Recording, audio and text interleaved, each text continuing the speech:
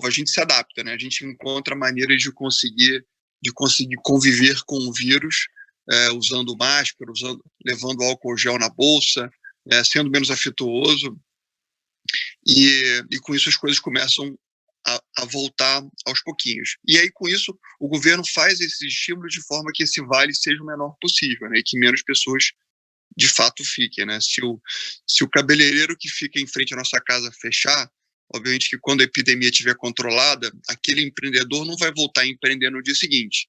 Então, esse é o desafio que eu estou falando, né? Se pouca gente ficar no caminho, a economia consegue voltar mais rápido, né? Eu estou confiante que a gente, no mais tardar, na segunda quinzena de maio, já começa a voltar. Eu acho que esse cenário é um cenário bastante razoável. Não é o Brasil inteiro que já começa a voltar, mas algumas capitais já sim. Obviamente que essa volta é uma volta seletiva, a gente não volta 200 por hora, a gente volta liberando alguns segmentos mais essenciais da economia. E a cada semana ou a cada 2 semanas, dependendo do controle de como as coisas estiverem, a gente vai soltando um pouco mais, né? Então esse é o cenário que eu imagino que vai acontecer. Eu diria que o terceiro trimestre deve ser um trimestre um pouco mais normal, e o quarto trimestre a gente volta já a um cenário mais normal. Eu estou bem confiante em relação aos remédios que estão sendo estudados, né? Eu tenho feito algumas reuniões com algumas clínicas e com a indústria de remédios como um todo mundo afora, e eu acho que a gente está mais próximo do que muita gente imagina de encontrar algum remédio que seja muito eficiente. Não vai existir uma bala de prata, né? Não tem um remédio que cura no curto prazo, mas ter um remédio eficiente é algo que eu diria que está bem, bem próximo. E eu também acho que a vacina está próxima, tá? Eu acho que a vacina está mais... Assim, anteriormente, eu tinha a crença que a vacina ia demorar entre um ano e 1 ano e meio, e hoje em dia eu já acho que a gente vai ter uma vacina de forma bem razoável no meados do próximo semestre. Então, isso tudo já começa a mostrar que tem sim uma luz no fim do túnel muito clara, mas que, de fato, a gente vai ter que conviver com o vírus no curto prazo, né? Mas a gente subestima a capacidade do ser humano em conseguir se adaptar, né? A gente é muito adaptável, e se tem um desafio, a gente consegue encontrar uma solução para que a gente consiga, né, atravessar esse caminho. Então, do ponto de vista macro e de economia real, esse é o cenário que eu vejo. Do ponto de vista de preço, né, como eu comentei anteriormente, a gente tem estímulos fiscais e monetários nunca vistos antes na história. E quando a gente pensa em Brasil, diferentemente de outras crises que a gente teve, talvez a mais recente de todas tenha sido 2015, né, a crise da Dilma, quando houve o impeachment, os juros no Brasil está na mínima histórica, né? Então, em 2015, nossos juros já eram na faixa de 13%, 14% ao ano, e todas as crises anteriores também, né? Então, nessa crise, a gente tem um estímulo monetário onde é provável que os juros até o final do ano cheguem a 2% ao ano. Então, a liquidez no sistema vai ficar muito alta. Então, a capacidade do dinheiro voltar a assumir risco e a comprar ativos e fazer com que os preços voltem, talvez não em V, assim, não a derivada que tenha caído, que caiu muito rápido, talvez não volte nessa proporção, mas talvez volte muito próximo a isso, porque a gente tem estímulos monetários nunca vistos antes na história do Brasil.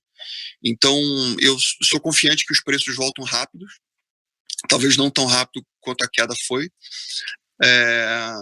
e que, de novo, e que a sociedade como um todo vai sair dessa mais fortalecida do que entrou, porque essa é a história da humanidade, né? Todas as crises fizeram a gente evoluir, e mesmo a pior delas, né, a gente quando vai lá para trás e vê a Segunda Guerra Mundial, vê outras guerras e etc., a gente viu que nesse momento o ser humano conseguiu inventar coisas extraordinárias, e a gente fazer essa live aqui já é uma inovação, né? Enfim, essa é a tendência que eu acredito que vai acontecer. Eu tô mais otimista, do que a média, tá? Normalmente as crises são mais rápidas do que a maioria das pessoas imaginam. A gente ouviu alguns assets também, Guilherme, e o pessoal adora letras, né? Então, eu não vou citar nomes aqui para a gente não ficar expondo ninguém, mas teve asset que falou que a volta vai ser como um V, né? Quer dizer, caiu, bateu e vai voltar. Tem outros que acham que vai ser como um UCAS, ele ainda demora um pouquinho, mas que volta. Mas o fato é que todos que nós conversamos falam que vai voltar, né? Então, acho que esse tipo de visão que é legal, porque como você falou, quando a gente está no problema, quando a gente está na crise, a gente fica vivendo o problema. Mas todo problema tem uma solução. Sempre o tempo leva a alguma coisa, né? Ao final, que a gente espera que seja feliz, que ou o mundo acaba ou a gente vai continuar, né? Eu sou dessa opção B aí. Então, como você está vendo mas isso? É que, Paulinho, aqui no final, Paulinho, todo mundo, o ser humano por natureza é pessimista, né? O nosso instinto de sobrevivência é assim, né? Assim, a gente há 50, 100 mil anos atrás morava na floresta, você escutava um barulho, por mais que fosse um esquilo, você achava que era um leão e você ia correndo, né? Então é mais ou menos isso. Então, assim, a gente sempre imagina o pior e projeta o pior, né? Então a gente pega os piores dias ali e acha que aquilo vai continuar a longo prazo. Então nunca existiu na história da humanidade uma crise que não fosse superada, né? Obviamente, quando você entra na crise, você sempre acha que aquilo lá é interminável, né? Porque é sempre um dia depois do outro. Mas passa e o importante é que você tenha essa consciência e que você consiga atravessar esse momento de forma construtiva, né? Sem ficar imaginando o pior o tempo inteiro, né? Como empreendedor, eu sempre acho que na crise é onde aparecem as principais oportunidades, né? Então, se você mantém a cabeça aberta, se você mantém uma comunicação fluida com o time, se você é uma pessoa muito lógica, você vai ver que nesse momento você consegue se aproximar do cliente, né? Pô, tem uma frase que eu escutei esses dias, que era uma frase de um fundo americano comentando que quando você tem a pista seca, a pista de corrida seca, dificilmente você vai ultrapassar 15 carros em uma volta. Mas quando você tem a pista chovendo, você consegue ultrapassar 15 carros em uma volta, né? E que essa frase seria do Senna. Então, é mais ou menos isso. Assim, tem uma oportunidade, a crise deixa muita gente confusa, a maior parte das pessoas ficam negativas. E aí, como é que você, como empreendedor, consegue tirar proveito disso e consegue deixar a sua empresa ainda melhor? Então, essas são as provocações que eu sempre fiz com o meu time e talvez eu que já tenha trilhado todos os estágios de empreendedorismo que existem, né? Eu comecei como microempreendedor lá 20 anos atrás e fui crescendo até chegar até o estágio atual. Eu diria que se você tem a cabeça correta e você faz a coisa certa, né? Você consegue sim atravessar toda a crise crescendo, né? Tem uma metáfora que eu uso com frequência, que é a metáfora do carro, né? Se você enguiçar o seu carro numa estrada e começar a pedir ajuda, dificilmente alguém vai parar. Mas se você começar a empurrar o seu carro na estrada, você vai ver que muita gente espontaneamente vai estacionar o carro do lado e vai começar a empurrar o carro junto com você. O que é isso na prática? Se você se ajuda, se você faz a coisa certa, se você se aproxima do seu cliente, seja da forma como for, ele vai te ajudar. E então, se você emana energias positivas e faz o correto, as coisas vão, de um jeito ou de outro, elas vão convergir na direção certa. Então, é um pouco assim que eu penso. Legal. Alguém quer comentar aí? Guilherme, Ricardo? Tempo atrás, recentemente, sei lá, anos atrás, a gente estava falando, né? Nós batemos um papo sobre revisão de metas, né? E nessa linha você falou que ia propor para o pessoal da tua equipe revisar as metas para cima, né? Como que foi isso daí? Então, quando começou a crise, né? A gente acabou tendo, no começo eu achei que era o maior azar de todos, né? A gente teve o segundo caso de coronavírus no Brasil. Mas no final acabou sendo a maior sorte de todas, né? Porque obrigou a gente a agir muito rápido, né? E a colocar a maior parte da empresa em casa em poucos dias. E aí, logo depois, né, você leva um baque, né? Porque você não está acostumado a trabalhar de casa, sem ter contato com as pessoas e tal. E aí, de cara, né? Guilherme, a gente vai conversar sobre as metas, o que você está pensando em relação a isso. E o normal, o que seria? Seria você baixar as metas, né? Você mudou o seu modus operandi, né? Você está num formato onde ninguém nunca tinha trabalhado antes. E eu falei, gente, olha, se é para mudar a meta, é para subir a meta. Porque o nosso cliente, mais do que nunca, ele está em casa. Ele não está trabalhando. Aliás, ele está trabalhando mais diferente. ele quer saber mais sobre a crise.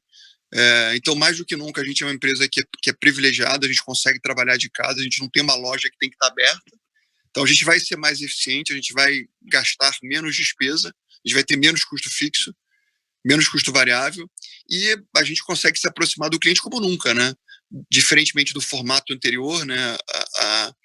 A compreensão anterior era que você tinha que fazer eventos, você tinha que viajar Brasil afora, você tinha que ter o coffee break, e a gente viu que não é verdade, né? Era simplesmente uma convenção isso, e que a convenção foi quebrada.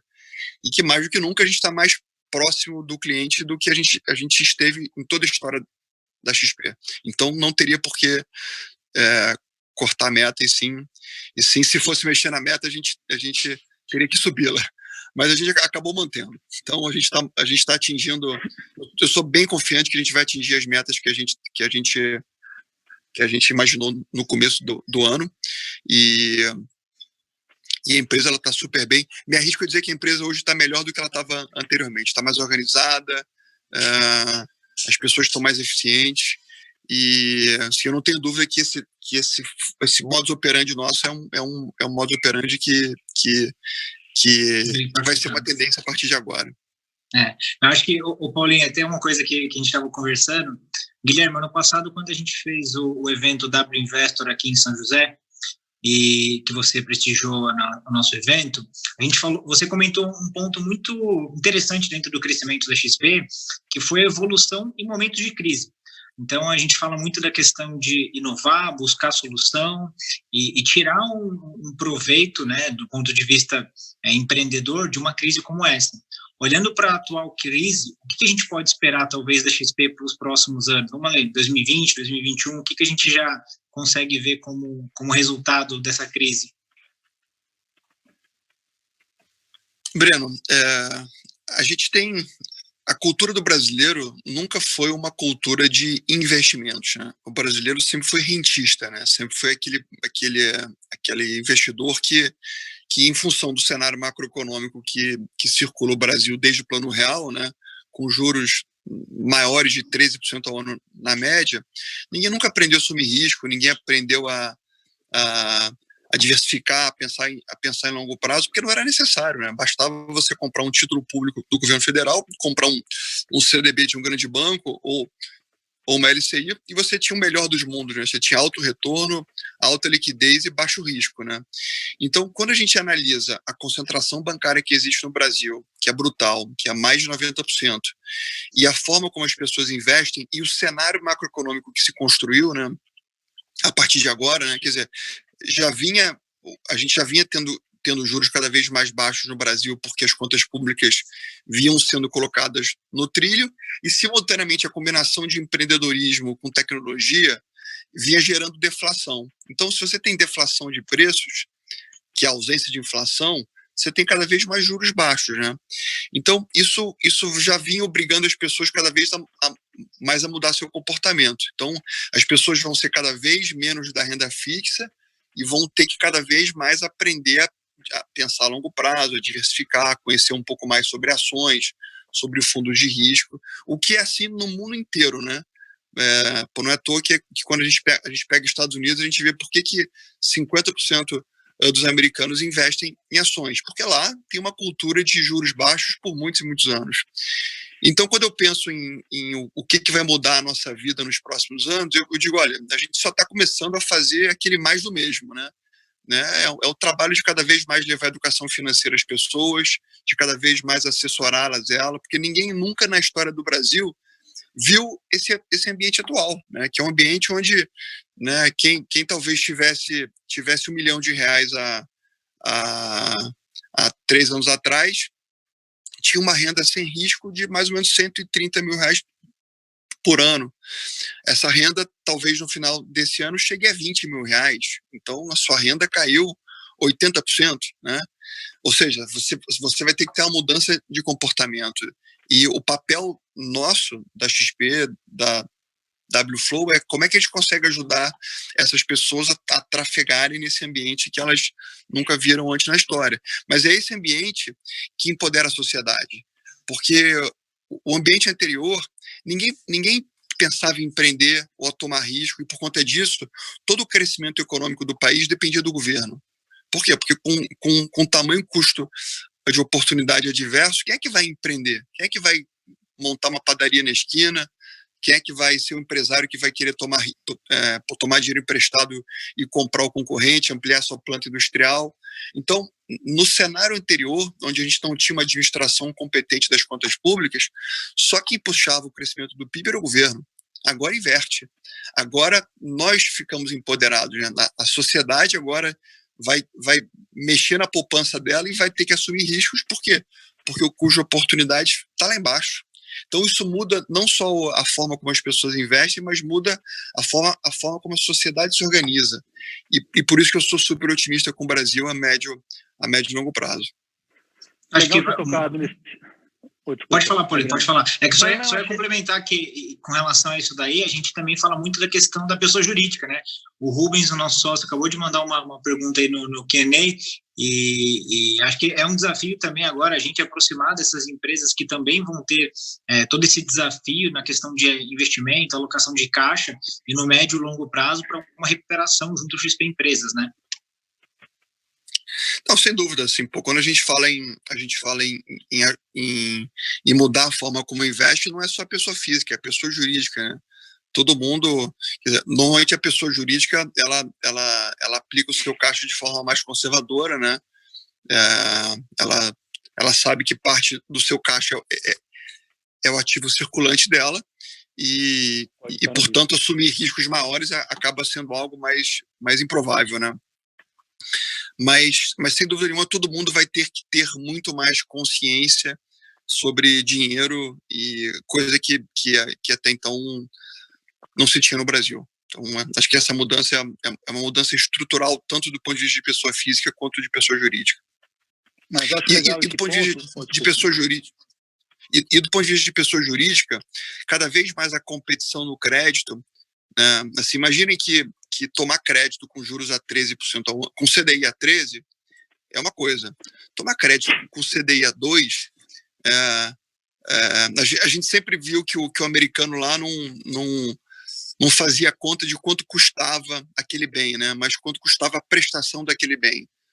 No Brasil, a lógica nunca foi essa, porque os juros sempre foram muito altos, né? Então, olha a mudança de comportamento que afeta a nossa economia se a gente começar a ter alavancagem na economia, né? Se o empreendedor, se o empresário começar a acreditar que o crédito inteligente pode alavancar o seu negócio, né? Então, essa mudança de comportamento eu também acho muito impactante na vida das empresas e na economia como um todo. O gancho que eu queria fazer, acho que você tocou num ponto muito interessante, porque alguns assessores, como alguns clientes, se questionam, poxa, como é que eu fui pego de surpresa nessa crise? Mas, assim, pelo que você está falando do cenário atual e do cenário que era há 4 meses atrás, tudo indicava o quê? Juros caindo, vamos investir em empresa, quer dizer, essa é uma mudada que teve, que é difícil você reverter. Já houve essa mudança, né? O nosso Ministério da Economia, ele quer que o país seja um país de produtores, não de rentistas, né? Então, já começava a haver uma procura de ativos de risco e talvez menos renda fixa, porque o juros estava muito baixo. E, de repente, pum, vem esse vírus que bate no planeta como um meteoro, né? Ele espalhou problemas para todos os danos, apresentou dano para tudo que é lado, né? Teve perda de renda fixa, perda de renda variável, e as pessoas começam a se questionar, poxa, fiz errado, será que é hora de eu sair, voltar para a renda fixa, será que é hora de me proteger? A gente tenta, né, no discurso, falar, gente, calma, se o perfil de investidor está bem definido, não se mexe muito, né? Ao contrário, vê que oportunidades que isso está te trazendo, né? Então, assim, eu acho legal só levantar esse ponto, que não é o coronavírus que está mudando isso é uma mudança de trajetória econômica que já vinha acontecendo. O vírus, ele só deu uma enfatizada em alguns temas.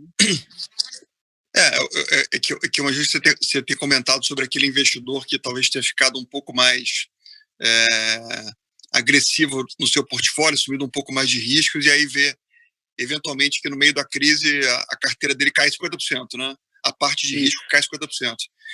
Então, assim, nessas horas, é o que você muito bem comentou. Assim, se você sabe que você não vai usar esse dinheiro no curto prazo, é uma oportunidade para que você não só mantenha, mas que eventualmente compre um pouco mais. Foi o que eu fiz com a minha carteira individual, né? Eu sou um grande investidor de fundos de ações. Eu tenho a crença de que não existe investimento melhor a longo prazo do que comprar boas companhias. A história te prova isso, né? E quando acontecem as crises, de novo, muita gente acha que o mundo vai acabar, né, que o capitalismo ele vai ser interrompido, que as pessoas não vão voltar a consumir, e etc. Mas nada disso nunca se concretizou. Todas as crises passam e esses momentos sempre se mostraram boas oportunidades para que você comprasse aquela empresa que você gosta ou aquele fundo que você também gosta a preços atraentes, né? Porque mais cedo ou mais tarde os preços vão voltar e a vida vai voltar ao normal. Então, o importante é, de fato, você ter a consciência de que se você tem um perfil um pouco mais agressivo, você não pode contar com esse dinheiro que você colocou em risco para trocar de casa no que vem, para marcar uma viagem. Não é para isso, né? O dinheiro que você sabe que você não vai mexer, né? Então, dentro dessa visão, eu tenho certeza que não é hora de vender e sim de começar a comprar um pouco mais. É sempre difícil você definir o fundo do poço, né? Ninguém tem bola de cristal e sabe se o preço vai cair um pouco mais ou um pouco menos. Mas sempre que cai abruptamente você começa a comprar e quando você menos esperar, os preços já voltaram. Na verdade, o pessoal tem que ir no shopping na liquidação, não no Natal, né? Mas enfim. Por aí. Breno, quer comentar alguma coisa? Ricardo? Bom, acho que... Não, se quiser pode puxar outra pergunta aí, Paulinho. Não, vai lá. Vamos na boa. Não, indo nessa linha de até mesmo da questão de tomada de risco e cenário, a gente falou muito da questão do comportamento do empresário que naturalmente mudou, né? A gente fala muito dessa oportunidade de alavancar a empresa a um juro mais baixo que você comentou. Nessa linha, o que a gente tem hoje acho que valeria a pena a gente respaldar como crescimento e oportunidade para estruturação, que a XP, de maneira geral, conseguiria ali trazer para o empresário como boa dica, boa prática, ou até mesmo recomendação para a estruturação da empresa? Breno, assim, depende do estágio do empreendedor, né? Mas dando talvez uma dica pro empreendedor médio, né? Aliás, depende muito da capacidade de caixa que a empresa tem, né? Se você é um empreendedor que tem pouco oxigênio, que tem pouco caixa, obviamente que você vai ter que ser mais radical nas medidas, né? Você vai ter que cortar custos com muito mais intensidade, você vai ter que demitir pessoas, né? Acaba sendo inevitável isso. Se você não faz isso, você pode ter que demitir todo mundo se você quebrar, né? Então, se acaba sendo mais curto prazista, né? Você vai interromper aqueles projetos que são mais de longo prazo e focar mais nos de curto prazo. Então eu diria que essas medidas são aquelas medidas que, se você tem um pouco mais caixa ou um pouco menos caixa, você é um pouco mais intenso nisso ou não, né? A gente, por ter bastante caixa, a gente não interrompeu nada nosso, tudo que inclusive é de longo prazo, a gente segue investido e segue fazendo, mas a situação de caixa da empresa é diferente daquela que era 10, 15 anos atrás, né?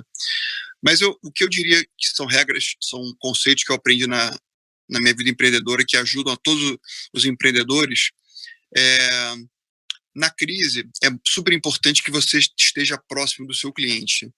Não tem nenhuma empresa que não diga que não quer construir uma relação de longo prazo com o seu cliente, seja ele quem for. Mas é normal que na crise você fique mais distante do seu cliente, porque você quer ficar um pouco mais na trincheira, né? Você fica um pouco mais negativo na média. Então, nessas horas eu diria que é o contrário, né? É a hora que, se você pode, você tem que investir mais em marketing. Os espaços comerciais ficam sempre mais baratos porque o seu concorrente vai parar de anunciar. É o momento onde você tem que ligar mais para o seu cliente e tentar oferecer um produto mais bacana e tentar entender o que ele precisa mais. Porque construir uma relação de longo prazo é ficar próximo nos bons momentos, né? Quando tudo é favorável, e nos maus momentos, né? Que aí sim você consegue se mostrar uma empresa realmente alinhada com ele a longo prazo, né? As pessoas querem isso, elas esperam isso, mas é mais difícil você fazer isso na crise, né? E se você é um empreendedor pequeno, médio, que tem pouco caixa, eu diria que quem vai ser o seu maior financiador não é o banco, tá? Apesar de estarem sendo estabelecidas linhas de crédito que vão ajudar esse empreendedor. Mas se você está próximo do seu cliente, eu tenho certeza que por mais que você não seja tão digital, ou dependência de presença física, se você está próximo do seu cliente, o teu cliente vai te financiar, né? Então, você pode inventar o seu voucher, você pode vender antecipadamente. Então, esse financiamento, eu diria que é o mais barato e o mais eficiente de todos, né? E, por fim, assim, se você manter uma comunicação transparente com o seu time e você consegue colocar o seu time na mesma página que você, o seu time consegue ser capaz, junto com você, de trazer soluções que te permitam atravessar isso de forma criativa. A gente é um povo muito criativo, mas desde que estimulado corretamente, né? Então eu diria que esse mix de dicas são coisas que eu sempre coloquei em prática e sempre deram muito certo. Acho que uma coisa que a gente tem muito dentro do investidor, tanto da pessoa física quanto da jurídica, a gente fala muito da questão de finança comportamental, né? Então, olhar, por exemplo, o que aconteceu em 2008, e, enfim, em algumas outras crises, e tentar tirar um padrão para, entre aspas, acertar ali a mosca branca para a próxima crise, né? Então, a gente fala agora em 2020, a gente teve muito questionamento de cliente, de maneira geral, né? Falando, poxa, que ação que eu compro? Vou comprar a companhia aérea que valorizou tantos por cento.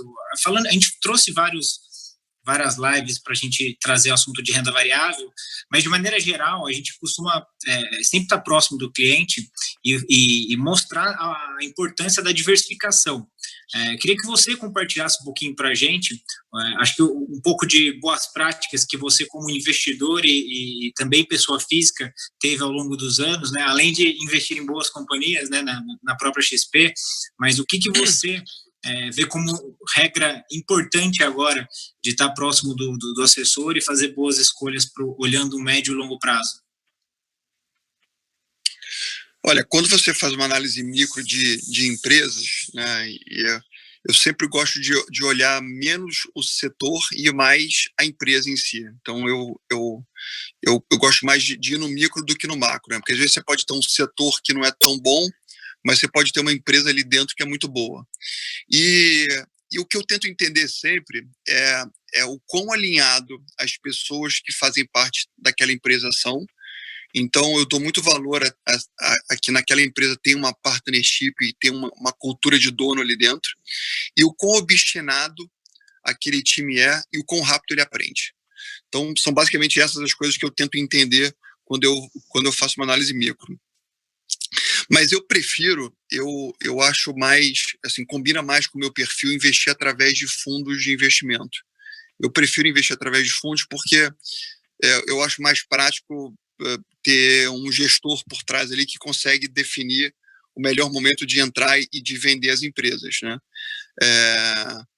E a própria história mostra isso, né? Quando a gente pega aqui no Brasil o IQT, que é o índice Quantum Ativo, né, que é um índice que existe desde 96 no Brasil, ele subiu em 24 anos, ele subiu 6.000%, ou seja, a média dos fundos de ações ativos no Brasil subiu 60 vezes, ou seja, você que botou R$1 milhão, em 24 anos você tem 60 bilhões de reais, contra o CDI que subiu 20 vezes e o Ibovespa que subiu 15 vezes, né? Então, eu acho mais fácil, eu acho menos trabalhoso e talvez mais, aliás, até pode ser menos rentável, mas é mais garantido, porque quando você compra uma empresa, de novo, você tem que estar sempre gerenciando ali, e por mais que tenha um assessor por trás que faz um trabalho sempre muito bem feito, é mais fácil você ter um fundo, porque você sabe que sempre vai ter esse balanceamento natural, né? Porque o gestor está alinhado com você, ele é sócio da asset, e enfim, é um pouco o meu perfil. Mas, de novo, quando eu tenho que entrar numa empresa, a análise que eu faço é menos macro, é mais a capacidade dela conseguir ter as pessoas de fato alinhado com a empresa a longo prazo e quanto o time é obstinado e de fato aprende rápido. Paulo, Ricardo, querem fazer alguma mas tem pergunta? mas tem muita empresa hoje no Brasil muito barata, tá? Muito. Quando a gente pega um caso que eu vi esses dias agora, né? Banco do Brasil, né? Apesar de eu não ser fã de empresas públicas, né? O dividend yield do Banco do Brasil está mais ou menos 8% ao ano, né? Caramba! Então, com CDI talvez de 2% no final do ano, se você comprar Banco do Brasil, você vai ganhar 8% isento de imposto de renda ao ano. Então, me parece que o preço esteja barato, né? Assim, ou seja, mesmo que a ação dobre, você vai ter um yield de 4% ao ano, né? Então, tem oportunidades que estão bastante claras, né? Não que não possa ficar mais barato, né? Mas, de novo, se você tem visão de longo prazo e você não vai mexer, eu não tenho dúvida que você consegue já comprar empresas atraentes como o Banco do Brasil, né? Mesmo que não seja uma empresa extremamente bem gerida, né? Ela não está naquele hall de empresas que o time está alinhado a longo prazo e etc., mas, ao mesmo tempo, o preço está incrivelmente atrativo, né? Guilherme, só para a gente também não se esticar muito, eu vou fazer só mais duas colocações. Uma é meio chata, a outra é legal. Vou começar com a chata. Primeiro, assim, acho que o mundo inteiro está brigando com dois itens que a gente não consegue controlar. Um é a pandemia e o outro é a retomada da economia. Quer dizer, acho que muito preço está especulativo que ninguém sabe exatamente como é que medir essa retomada. E a gente acha que no Brasil a gente tem um terceiro problema, que é esse cenário político bem conturbado, que aí num momento bem ruim as pessoas, sei lá, não vou botar minha opinião aqui, nós temos um momento bem conturbado. Você acha que isso é um complicador a mais para o brasileiro? O que você acha que isso pode trazer também de desgaste na nossa economia no curto e médio prazo? Olha, eu não me lembro no Brasil quando o cenário político não foi conturbado. Se alguém se lembrar algum momento aí da história nossa quando não foi conturbado, na verdade o sistema brasileiro ele é conturbado por essência, né? Você tem um Congresso com 512 deputados, com senadores, você tem que fazer as coalizões e enfim, assim, é o que é. Sempre foi assim, né? Não que talvez agora não esteja um pouco mais, mas sempre foi mais ou menos assim. Eu diria que a economia está blindada por tudo que eu vejo, assim, a economia está na direção correta, o país está na direção certa. Obviamente que o governo, que quando a gente analisa um governo, sempre tem coisas boas e tem coisas ruins. É verdade que a comunicação do governo poderia ser muito melhor, a coordenação dele ser muito melhor, mas ao mesmo tempo tem outras coisas que também funcionam muito bem, né? A gente tem um time econômico muito competente, a gente tem uma visão econômica liberal sendo aplicada na economia, então tem coisas boas. Eu acho que se a coordenação política, esse noise que acontece, eu acho que ele é menos importante se ele não atrapalhar as reformas e o bom andamento da economia. Eu não acho que a gente está nesse estágio ainda. Eu acho que a gente tem um noise natural do regime que a gente adotou lá atrás, né? Então, eu sou menos atento a esse noticiário do dia a dia, que é o Moro que briga com o Bolsonaro, o Mandetta que sai, o Maia que não fala com o Bolsonaro. Eu acho que isso afeta muito menos do que as pessoas imaginam. O que não pode é começar a afetar as reformas, afetar o bom andamento da economia, né? Então, eu vejo mais dessa forma. Eu sou um pouco mais cético com a forma como a imprensa divulga essas coisas. Eu acho que a imprensa tá mais voltada a talvez vender notícia do que talvez te orientar a ver aquelas coisas que são mais importantes no curto médio prazo. Legal. E aí, não sei se o Ricardo e o Breno tem, mas o último que eu queria tomar, até para não tomar muito teu tempo, é que, assim, acho que nesse momento a gente observa também pessoas fazendo diferença. Então, assim, primeiro, assim, você já tocou no assunto lá atrás, quanto à saúde financeira da XP nesse momento. E eu queria primeiro parabenizar por todo esse trabalho de doação social que vocês estão fazendo. Eu não sei exato a cifra que vocês já colocaram aí para ajudar. Nós também, via WFlow, via nosso cliente W Exclusive, também estamos colaborando, porque tem gente menos favorecida passando esse problema com muito mais desafio, né? Então, eu queria parabenizar a XP aí por todo o trabalho que vocês fizeram, que você falasse um pouco disso, da saúde da empresa, desse ponto que vocês estão fazendo que ajuda aos outros. E, enfim, e que a vida vai continuar e que nós temos uma luz enorme, um oceano azul, como eu vejo. Eu diria que até voltando a um estágio anterior, assim, eu aprendi nesses anos que se você adota na sua empresa o capitalismo consciente, você torna a sua empresa ainda melhor, né? Ainda mais lucrativa, né? Ainda mais consistente a longo prazo. O que é isso na prática, né? Todo empresário, ele tem um propósito, né? Ele tem a sua missão, ele tem o que faz ele acordar de manhã e sair de casa e querer dar o seu melhor, né? Agora não precisa mais sair de casa. Bom, agora não sair de casa mais, é verdade. Mas se ele... E no final, assim, você ter um propósito, né? Você ter uma missão definida, faz você inspirar mais o seu time, né? E no final... As mágicas acontecem quando os times ficam inspirados, né? E quando você se torna um empreendedor consciente, né? Que além de você ter um propósito, você consegue ajudar a sociedade ao seu redor, você percebe que você deixa o seu time ainda mais inspirado, né? Se você inspirava com um propósito, quando você começa a ajudar a sociedade ao seu redor, ou seja, você ultrapassa a sua missão específica, você inspira as pessoas ao quadrado ou ao cubo. E com isso as pessoas se dão ainda mais, né? Porque imagina você sair de casa, né? No caso nosso, as pessoas sabem que a gente quer ajudar as pessoas a investirem melhor, né? E que isso muda a vida das pessoas, mas além disso, uma parte do lucro da empresa a gente ajuda a sociedade colocando crianças carentes em escolas e etc, etc. Então, o Brasil é um país que ele é muito afetivo, muito carinhoso, mas é muito pouco solidário de fato. A gente doa muito pouco, a gente coloca muito pouco a mão no bolso, e a gente ainda não entendeu que isso faz a gente ser uma sociedade melhor e empresários ainda mais sólidos a longo prazo, né? As empresas que mais entregaram por retorno a longo prazo no S&P são as empresas que têm essa consciência, né? Enfim, então essa é uma parte 1 da conversa.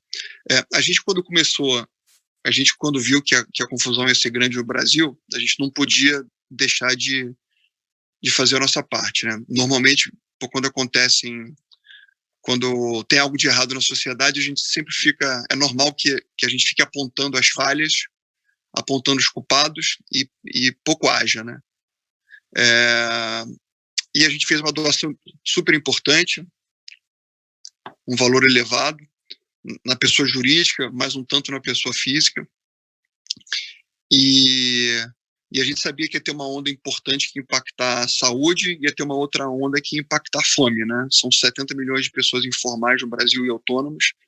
São pessoas que vivem de diária e essas pessoas, se não trabalham na diária, não têm o que comer, né? Então, a gente fez um plano para que a gente levasse comida até as pessoas, botando dinheiro na conta delas e com isso tentando ajudar a endereçar essa questão. Mas obviamente que tudo que a gente vai fazer acaba sendo uma gota no oceano, né? No final não faz diferença, né? Porque o buraco é muito mais embaixo. E talvez a forma como a gente acha que a gente faz diferença é tentando inspirar as pessoas a pensarem dessa forma, né? Sendo mais solidários. Então, o Brasil é um país complexo, são 26 estados, são 5.700 municípios, e se cada pessoa entender que a missão de ser solidária não depende só do governo, não depende só das empresas grandes, mas cada um abraçar um pouquinho essa causa, seja o pequeno empresário, seja o grande empresário, seja a dona de casa, seja o artista, seja quem quer que seja, e essas pessoas localmente fazerem vaquinhas e ajudarem aqueles temas que elas acham que são mais importantes, certamente a gente vai deixar de ser um país menos afetuoso e mais solidário, e a gente vai fazer com que menos brasileiros fiquem no caminho, e com isso a gente consegue atravessar essa crise da melhor forma possível e sair dessa sendo uma nação mais forte. Então, acho que menos do que falar sobre aquilo que a gente fez, eu acho que é importante a gente falar sobre a importância de todo mundo abraçar essa causa e fazer um pouquinho junto com a gente, né? Junto com a XP e com a WFO. Legal. Tem uma parábola que eu conheço que ela fala isso de uma forma literária, que tinha um rapaz na praia, aí sabe quando a maré baixa e fica cheio de estrela do mar no rasinho? Aí, poxa, ele viu aquele imensidão de estrelas, uma pessoa vinha, um cara pegava lá e jogava uma, daí ele pegava e jogava outra. Daí a pessoa falou, poxa, você está sozinho devolvendo as estrelas, tem milhões, você só jogou duas, não vai fazer diferença. Ele pegou, abaixou, pegou uma e jogou e falou, para essa fez diferença. Então, acho que é isso, né? Acho que se você acreditar naquilo que você é correto, se cada um fizer a sua parte, a gente vai sim sair dessa mais forte. Eu acho que a gente fala muito de finanças, né? Esse é o nosso objetivo, né? Com profissionais. Junto com a XP, estamos nessa missão aí de ensinar, de empoderar o nosso cliente de conhecimento, que a gente entende que ele vai fazer melhores opções, mas é importante que a gente sim tenha um objetivo e trabalhe por ele, duramente, que é isso que vai fazer a diferença, cada um fazer a sua parte. Então, não sei se alguém quer colocar mais alguma coisa, mas eu queria, em nome da WFlow, aqui agradecer a todo o time, todos os clientes que estão aqui online também nos ouvindo, o Guilherme por ter aberto a possibilidade de estar falando com a gente. E se você finalizasse aí com alguma... Acho que para a gente já realmente encaminhando, é isso que você falou. Primeiro, pedir desculpa ali para o pessoal que entrou, um pouquinho atrasado, a gente teve uma confusão ali no comecinho do link, tá? Mas acho que deu para todo mundo entrar depois. E, Guilherme, acho que o ano passado, e todas as vezes que a gente teve a oportunidade de escutar e bater um papo com você, é muito legal o seu otimismo, né? Essa mensagem de esperança e de confiança realmente no Brasil, no sistema financeiro que a gente vem, de fato, mudando. Acho que vale a pena, se você conseguir, falar um pouquinho para a gente do que a gente pode esperar ali da XP, acho que talvez até uma pincelada no que vocês esperam também de da recuperação da Bolsa de Valores de maneira geral, e essa mensagem de otimismo que sempre é confortante. Bom, gente, assim, sobre preço de ação, é muito difícil eu falar sobre isso agora, né? Não tem como eu dar uma previsão de curto prazo. O que eu posso afirmar com total certeza é que os preços a longo prazo vão voltar. Não existiu nunca na história nenhuma crise que não foi ultrapassada. E eu comentei sobre o IQT, que é medido desde 96, e desde 96 a gente teve no Brasil, teve a crise da Ásia, teve a crise das Torres Gêmeas, teve 2008, teve a crise do impeachment, e ainda assim o IQT subiu 60 vezes. Então, a sociedade nossa, o capitalismo, ele vai continuar existindo, as pessoas vão continuar consumindo, então é ficar sereno e ter certeza que a poupança que você alocou nessa direção é de longo prazo, né? Assim, uma dica assistam menos televisão, leiam menos noticiário e de novo, tentem aproveitar a parte boa da crise e se possível, adotem um brasileiro, né? Como eu comentei isso anteriormente, é importante que nesse momento a gente seja solidário e a gente não fique tentando encontrar culpados, mas que a gente age de verdade. Tenho certeza que essa crise ela vai ser superada, assim como nas outras crises. Todo mundo, aliás, a maior parte das pessoas acha que a crise sempre dura muito mais do que ela dura na prática, e é o sentimento humano, né, é o instinto nosso de ter dificuldade de conseguir enxergar que o hoje vai ser diferente do que amanhã.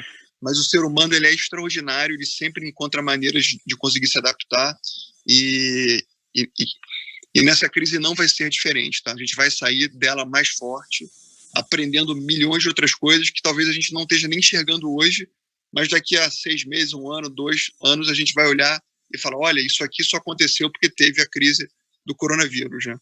Então, bom, eu queria agradecer o tempo de vocês, espero ter ajudado e contem sempre comigo. Obrigado, Guilherme. Em nome da WFlow, todos os ouvintes.